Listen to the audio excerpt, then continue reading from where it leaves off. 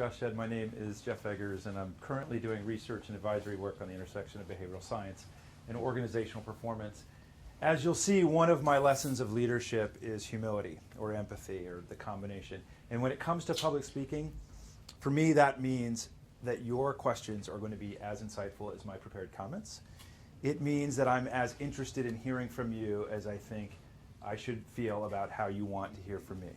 So I really want to keep my comments to a minimum. I'm going to go through about 30 minutes of really slides and pictures, and then I really want to get into a discussion with you and hear your questions and insights. This career Josh alluded to started at the United States Naval Academy. I put this in for Josh's benefit, of course, in Annapolis, Maryland, and gave rise to a career in, as Josh said, the SEAL community within the Navy. I had a subspecialty in this world, this very niche world of mini-subs.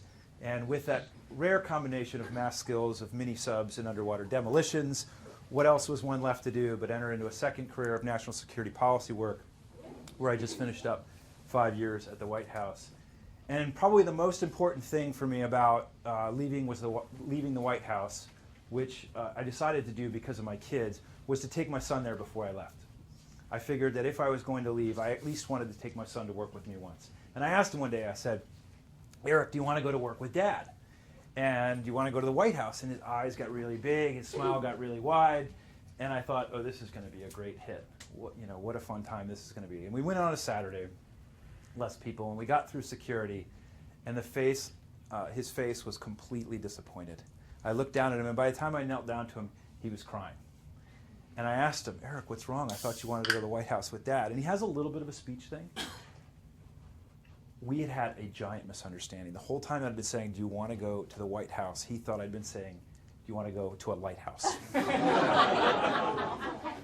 Because one of the greatest jobs I ever had was driving these mini-subs in the Navy, to include this one, the Advanced Seal Delivery System. You've probably never heard of it.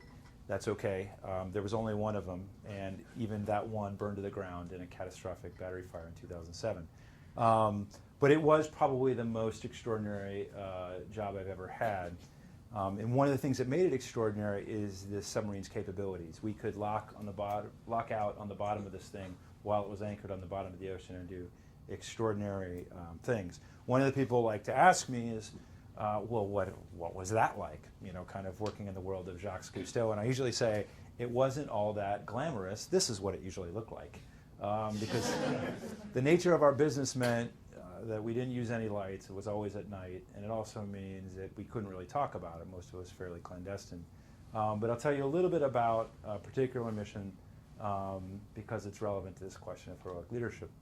To review, urgency in leadership and decision-making that's focused on adaptability and faster evolution of the toolbox.